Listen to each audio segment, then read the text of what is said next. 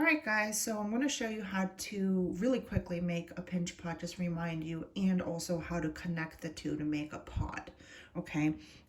So I just made one before. This is completely just raw. I haven't really cleaned it up or anything.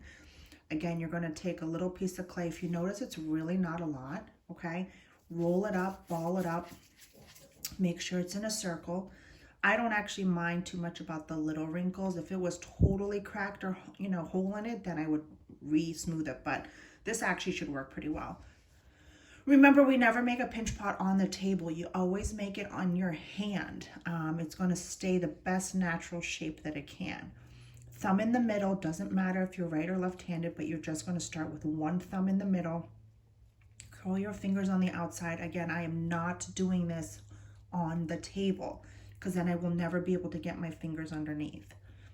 So pinch, turn, pinch, turn, pinch, turn. And remember, we want to go to a nice, thin, delicate shape. This clay is really nice for pinch pots compared to what we have in the studio. So we want to match two pinch pots, ideally that would match. And even though these don't quite look the same size, I can still manipulate it and try to match it up on the side. So again, I can try to make the little one a little bit wider, but it doesn't have to be like completely 100% identical. So I can also pinch this one in a little bit so that it matches. What I'm going to do is I'm going to take my two pinch pots, pat it on the table, okay, so that it's flat on the edge. So you can see that, I think you can see that it was generally flat. We're going to do a little bit of scoring and slipping just to try it out. I don't know if you really need it for this clay, but why not? And this is what we're going to do in the class as well. Those of you who I've already spoken to about it probably remember. I don't really have slip. I don't want to share slip. I feel like it's going to sit and be a pool for bacteria and viruses. So we're going to create slip directly on the piece. Okay. So with whatever water you have, you can also use, I should probably got more water, but oops, that works. So I'm going to take all this water, kind of make slip directly on the clay, and then see if we can kind of make them together. And this clay is super sensitive to water. It doesn't seem like it really needs very much. Okay, and if anything, it's actually kind of making it slimy, but let's go with it. You're going to grab your wooden tool or the gray tool that you have, and you're going to blend it. So just like if you've been working with the mugs in class, okay? I always go over the seam, so there's no point in going across like this, right? You actually want to push and blend the clay back and forth over so that you're completely sealing it. Those of you who did the pumpkin project, this is the same, except we're not really worried about it being super connected like it were if we're going to go in the kiln. We just wanted to visually make sense all the way.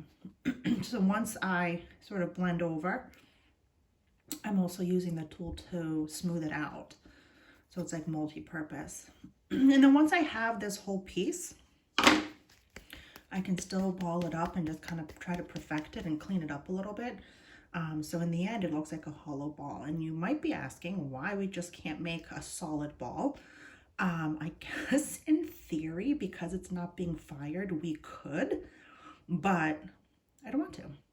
And I think this will provide a little bit more practice and more fun things you can do with the texture. So from here on out, now you really want to go crazy and do a little bit of texture into the clay and also coming out of the clay. So remember to make any textures, right? So you can grab literally anything in your house. This is a pen cap, and it creates these really nice, perfect circles. Remember, I'm not scratching anything into it. I'm not drawing circles. I'm just stamping things into it, right? So if the whole thing was covered like this would be really fun. The other thing you're going to do is to create things coming out of it. So of course, if you have another little handful of clay, you can do that.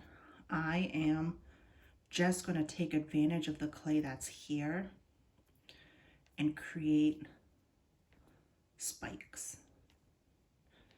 And just like anything else we do in class, you're going to not get too attached to everything that you always make. Feel free to start it over if it pops.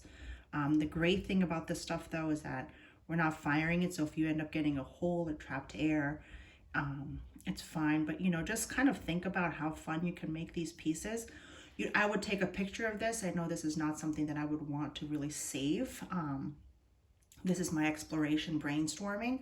So I would take a picture, upload it, crush it, and then, you know, look at the pictures, look at the slideshow, find some fun things that you really want to explore and try to make a completed, accomplished one.